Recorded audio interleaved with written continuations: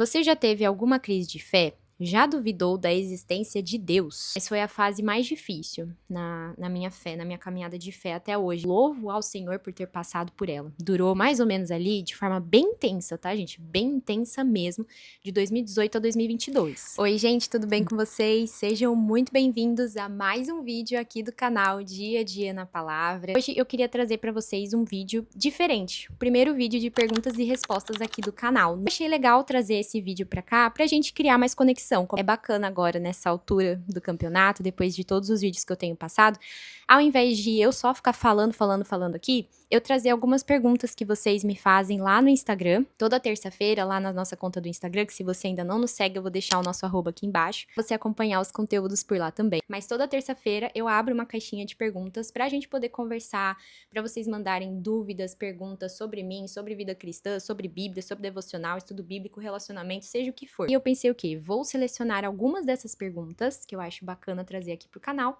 para compartilhar com você também. E te engajar também a deixar aqui nos comentários as suas perguntinhas para esses vídeos de perguntas e respostas.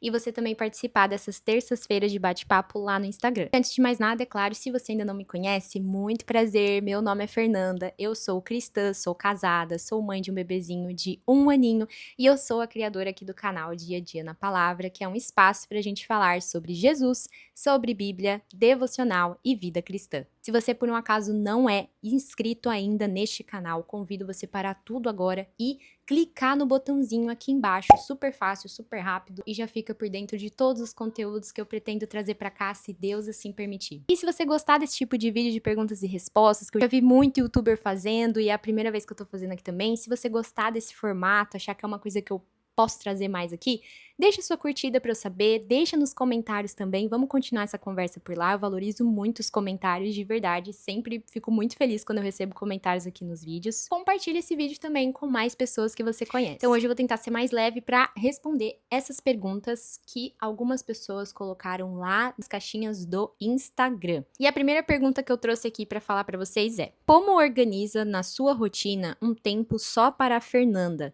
Ou depois de ser mãe, não dá. O que eu faço, no geral, na minha rotina, para separar um tempo só para mim, que tem feito muita diferença, na verdade, é tentar todos os dias acordar antes do meu bebê, poder ter o meu tempo a sós com Deus. E esse momento de silêncio, de solitude, ele é extremamente valioso e precioso. Às vezes eu não consigo fazer no tempo que eu gostaria. Né, a quantidade de tempo, eu digo, né? Porque o dia precisa começar, o bebezinho tem que tomar café, aquela coisa toda. Mas, no geral, esse tempo de solitude pela manhã é muito precioso pra mim mesmo. O tempo de leitura da palavra, de oração, de poder, aqui na minha cidade, pelo menos de manhã, quando a rua ainda não tá tão cheia, né, de carro e tudo mais, dá pra ouvir muito os passarinhos. Eu acho que esse é o momento maior que eu fico assim, só eu. Depois, ao longo do dia, quando o meu bebê faz os cochilos, eu trabalho, então geralmente eu tô na correria ali com as coisas da casa ou com a produção de conteúdo aqui. Mas o meu marido, ele também me incentiva demais. Ele é um marido, assim, de verdade, muito apoiador, no sentido de me permitir ter esses tempos, né? De sair com as minhas amigas, de ter um tempo a sós com as meninas. Não é sempre, não é com frequência, assim, semanalmente tô saindo, tô tendo encontros, mas quando há essa possibilidade, o Vini sempre, sempre, sempre me estimula, me anima a participar e fica cuidando do nosso bebezinho justamente para que eu tenha esse tempo, assim, só pra Fernanda, digamos assim. E próxima pergunta. Como está sendo morar longe? Tenho receio de não me adaptar. Eu me mudei recentemente, no dia 29 de dezembro. Eu e minha família, meu marido e meu filho, nos mudamos de São Paulo, onde a gente morava, para o Espírito Santo. Nunca tinha me mudado na minha vida inteirinha. Eu mudei de casa e de bairro, né? Saí de um bairro, fui pro outro, que nem era tão longe assim um do outro, nem era tão distante. Então foi um baque muito grande. Saí do lugar que eu sempre conhecia, do lugar onde eu cresci, e principalmente o que mais pegou, obviamente, foi deixar as pessoas, deixar a minha família, a minha igreja também, a minha antiga igreja, na verdade, também está em São Paulo. E eu falei em alguns outros vídeos que eu nasci e cresci na mesma igreja. Sempre fui da mesma igreja, nunca tive esse processo de mudar de igreja, de ter que construir amizades do zero, porque eu basicamente cresci com as minhas melhores amigas. Nós somos amigas desde a barriga, a grande parte delas, na verdade, nós somos amigas desde a barriga, nossos pais eram amigos, então É tudo ali, aquela rede desde sempre. Essa parte eu não senti muito a mudança da cidade. Na verdade, eu até fiquei feliz, porque eu sou a paulistana menos paulistana que existe. De verdade mesmo, eu não sou uma pessoa muito de cidade, muito urbana, que gosta desse ambiente de cidade grande. Estava no futuro, quando eu pensava na minha futura família, eu via e tinha o grande desejo também de morar num lugar menor, de morar num lugar mais tranquilo. Hoje eu vivo isso. Eu gosto da nossa cidade, ela é uma cidade litorânea, tá pertinho da praia, tô a 20 minutos da praia, gente. Isso é uma benção, é outra realidade, mas eu gosto disso, eu não senti falta. Obviamente que eu percebo certas coisas que antes eram mais fáceis lá em São Paulo, uma grande metrópole que nunca dorme e tudo mais, que são diferentes hoje num contexto menor. Mas eu não vi isso com sofrimento de forma nenhuma. Na verdade, sou muito grata a Deus pelo lugar onde ele nos colocou. Mas, na questão social, você só entende quando você passa. Você só entende quando você sente na pele o que é a saudade de alguém que você ama muito. Quando eu soube que a gente ia se mudar, quando eu soube da perspectiva de ir para outro estado, me veio mais um ânimo, um engajamento, uma sensação de viver o novo. Eu senti mais isso, essa animação, mas eu não tinha noção do que seria essa ruptura, do que seria esse desligamento de morar longe. Eu acho que foi isso, sabe? O Vini estava terminando o seminário, então ele estava fazendo aqueles trabalhos finais, sermões finais, tava uma correria insana, gente, muito desafiador. Nosso bebezinho, pequenininho ainda, tava com 6 meses, se eu não me engano, na época. Então pensa, a nossa cabeça estava assim, e eu nunca tinha me mudado, nunca tinha passado por esse processo de pegar uma casa e colocar em caixas, porque tendo um bebê pequeno em casa, gente, olha, foi dureza, essa parte da mudança aí foi dureza. Meu cérebro não teve tempo de pensar que eu tava me desligando da minha família, que eu tava me desligando das minhas melhores amigas, dos meus melhores amigos, da minha igreja. Não teve tempo. Então eu lembro que eu não tive tempo de sofrer por isso, de sofrer de saudade quando eu tava indo embora. Óbvio que no último domingo que eu tive na minha igreja, né, antes da gente viajar, foi tenso. Meu pai do céu, eu derramei, gente, litros de água saindo pelas lágrimas. Perto do Natal, né, então eu participei da última cantata, eu cantava, se você não sabe dessa informação agora você sabe, eu cantava no coral. Sempre cantei em coral, desde pequenininha, lá na igreja, e eu cantava no coral de mulheres, né, um coro maravilhoso, o Coral Luz. Eu fiz a minha última participação no Coral Luz naquela noite e, cara, foi tenso, foi... Ai, emoção. A gente fez uma foto com a igreja inteira, porque, gente, de verdade, muita gente ali me pegou no colo, muita gente, vocês não têm noção, muita gente me viu crescer, literalmente, acompanhou cada passo meu, acompanhou cada fase, cada história que eu vivi. Eu vejo naquelas pessoas, naquela igreja, a minha família, de verdade mesmo. Eu vejo a minha antiga igreja, eu considerava ela a minha segunda casa, sem brincadeira, desde pequena. Eu considerava a minha segunda casa, sabe aquele lugar que você sabe cada cantinho, cada sala, tudo. Foi muito difícil, mas como eu falei, tava acontecendo tanta coisa que eu chorei muito aquele dia, mas ainda assim a ficha não tinha caído. Só foi cair mesmo a ficha, acho que em março desse ano. De verdade, demorou muito pra cair, porque a gente chegou aqui, teve um monte de coisa, né, pra arrumar, apartamento pra arrumar, pra limpar, pra móvel pra comprar, aquela coisa toda. Quando passou tudo isso, finalmente, foi como se eu tivesse que arrancar o band-aid, e aí doeu muito. Dói bastante, e quando eu lembro, quando eu começo a lembrar, ó, agora mesmo, só de falar já me deu, a voz já meio que embarga um pouco, porque às vezes eu choro subitamente, assim. Eu tô ali, aí eu lembro de alguma coisa, ou eu vejo uma foto, né, que a gente ainda acompanha pelo Instagram, eu ainda acompanho as redes da minha antiga igreja, e aí eu vejo o culto, eu vejo alguma coisa, e eu tenho uma vontade imensa de chorar, porque é uma sensação de pertencimento muito grande. E isso também com a minha família, com os meus amigos. É muito estranho você não estar presente em coisas que você sabe que você seria convidada, que você estaria se você estivesse lá. Eu ainda mantenho contato com todo mundo, mas é diferente, né? Porque você não pode estar em aniversários, você não pode estar em encontros, você não pode participar das programações. Trabalho que você tem agora de construir novos relacionamentos. Você vai construir amizades. E isso, pra mim, apesar de eu ser uma pessoa que gosta de falar, gosta de se relacionar, não tenho muito problema com isso, mas agora é diferente, porque essa é a minha realidade. Antes eu podia conhecer pessoas novas sem necessariamente saber que aquele seria o meu núcleo. Porque às vezes eu tava numa igreja nova por uma programação, tava numa igreja nova por uma circunstância que era aquele momento. E glória a Deus se surgissem amizades novas ali, eu levava pra vida. Mas agora não, agora é a minha nova igreja, é o meu novo lar, é onde eu preciso construir isso. Pessoas aqui da nossa igreja também são maravilhosas, incríveis, sempre apoiam também por aqui. Eu encontrei amigas novas, irmãos queridos, amados, nos receberam super bem, são muito maravilhosos. E a gente tem se sentido muito acolhido. Mas é um processo, querendo ou não, é um processo. São pessoas novas, são histórias novas. E você também é uma pessoa nova, alguém que eles vão começar a conhecer, vão começar a entender. É um desafio novo, mas tem sido muito bom ao mesmo tempo.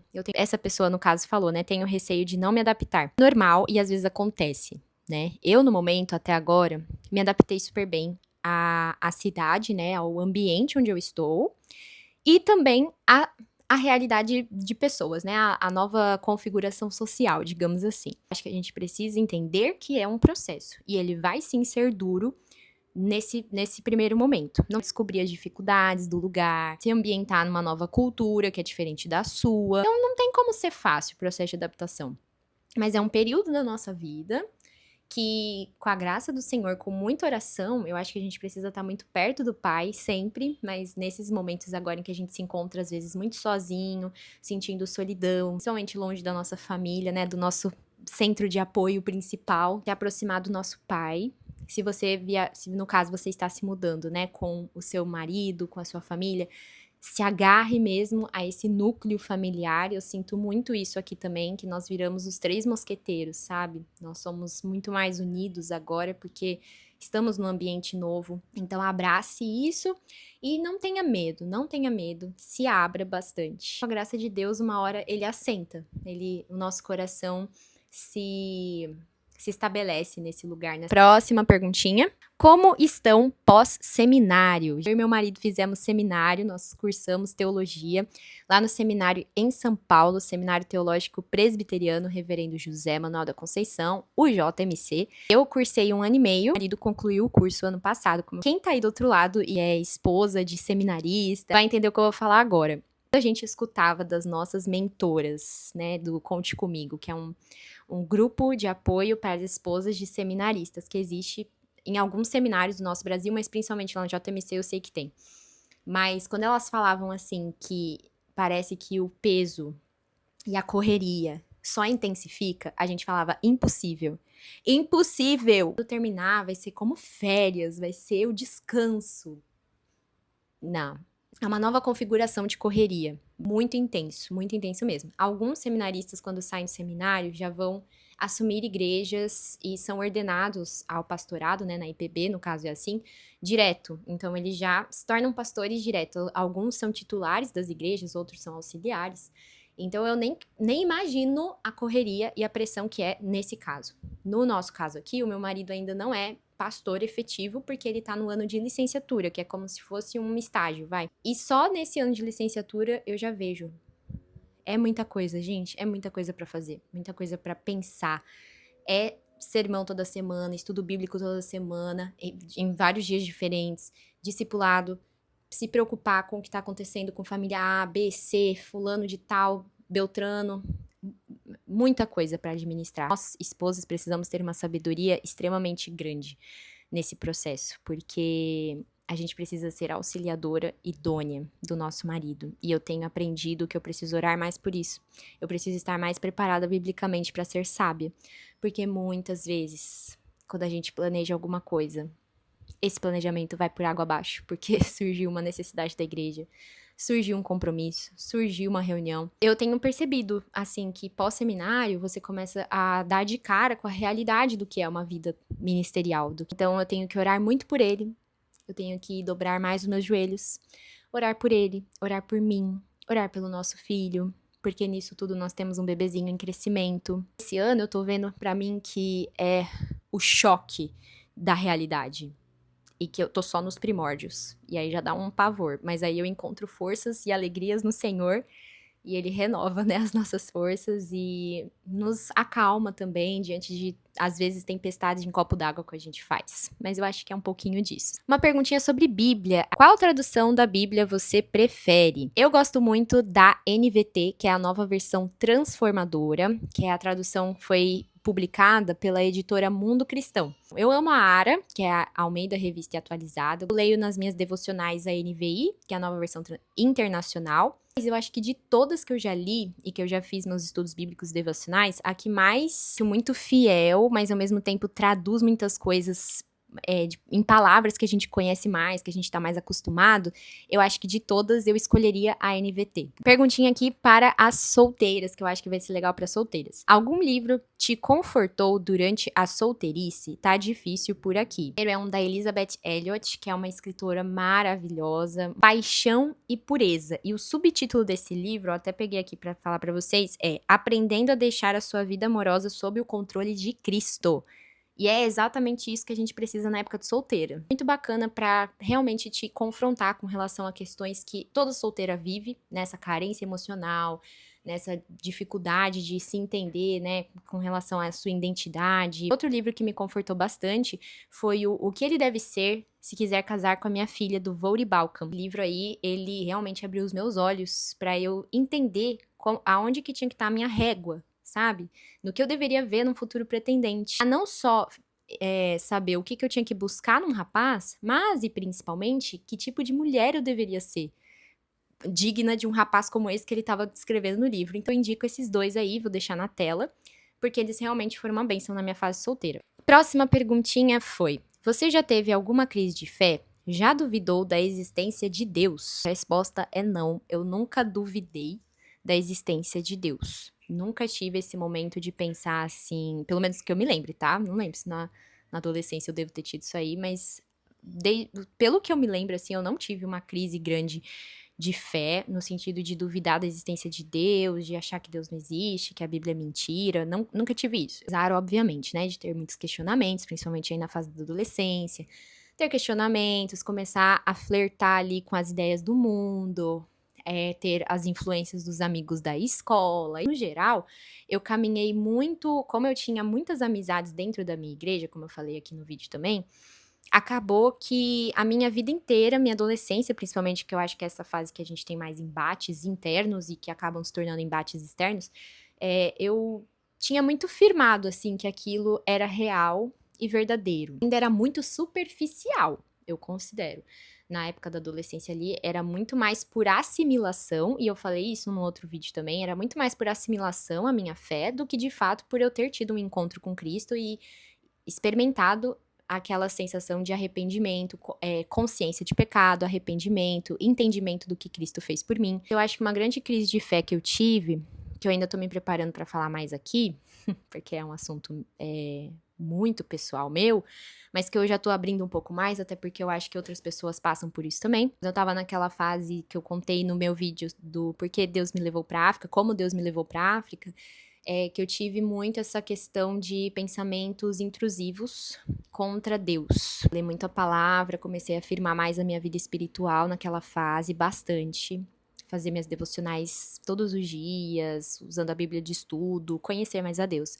E naquele período eu comecei a enfrentar um desafio muito grande mesmo com relação a pensamentos intrusivos, falha muito forte, assim, mental e espiritual. Nesse sentido. Então, eu lia a palavra e muitas vezes vinham pensamentos contra Deus enquanto eu estava lendo a Bíblia. Muitas vezes vinham pensamentos contra Jesus, palavras feias, né? Como se elas esmagassem os meus ossos. Assunto ainda sensível para mim. Mas eu tô me preparando emocional e espiritualmente para fazer um vídeo mais completo sobre esse assunto, porque eu acho que outros irmãos passam, na verdade eu tenho certeza que outros irmãos passam por situações parecidas e talvez a minha experiência contribua. A graça do Senhor, eu louvo a Deus, eu louvo ao Senhor por ter passado por ela. Durou mais ou menos ali de forma bem intensa, tá, gente? Bem intensa mesmo, de 2018 a 2022. Mas eu louvo a Deus porque quem eu sou hoje é muito fruto do que eu vivi naquela fase. Muitas experiências muito lindas que eu vivi com Deus naquele momento que eu considero ainda hoje um dos mais difíceis da minha vida. Eu agradeço muito ao Senhor por esse espinho na carne que Ele colocou. Hoje eu falo isso, porque teve uma época que eu não conseguia falar isso de verdade. Eu questionava muito a Deus, muito, muito, muito, muito. Vejo os frutos deste sofrimento. Então eu acho que nesse caso, na minha crise de fé, seria mais isso. E a última perguntinha que eu vou separar pra hoje, comenta aqui embaixo se você quer mais um vídeo de respondendo perguntinhas e já deixa a sugestão de perguntas aqui também, se você quiser seguir também o nosso Instagram e participar por lá. Como ter mais intimidade com Deus, além de ler a Bíblia e orar? Ler a Bíblia e orar é seu contato extremamente pessoal com o nosso Senhor. Porque quando a gente lê a Bíblia, a gente ouve o Senhor falando conosco. É Deus falando conosco. E quando nós oramos, somos nós respondendo, tocando nosso coração, conversando com Ele. Mas também um ponto muito legal e que não pode ser deixado de lado nunca, e eu acho muito bacana trazer isso daqui, ainda mais nos dias de hoje, comunhão com o corpo de Cristo é outra forma de ter intimidade com Deus. Comunhão com o corpo sadio de Cristo, né? Uma igreja que prega a palavra, que crê em Cristo Jesus como seu Senhor e Salvador, que tem as marcas de uma igreja bíblica, né, sendo exercidas ali. Quando você tem esse tipo de comunhão, não só participando, indo lá, ouvir e sair, mas tendo comunhão com seus irmãos, com outros eleitos, com irmãos em Cristo que fazem parte do mesmo corpo. A Bíblia fala que nós somos membros de um mesmo corpo. Nós somos unidos por um só espírito. E tudo isso nos conecta. Cada irmão em Cristo que existe na face dessa terra, adorando o Senhor Jesus e vivendo para Cristo, ele é nosso irmão. Cristo está ligado a esse corpo, né? Ele é o cabeça. Você participar da igreja ativamente, seja participar da vida dos seus irmãos, fazer questão ali de se enturmar, de caminhar em discipulado, ouvindo a palavra ser pregada, cantando os louvores, participando das orações, da ceia do Senhor.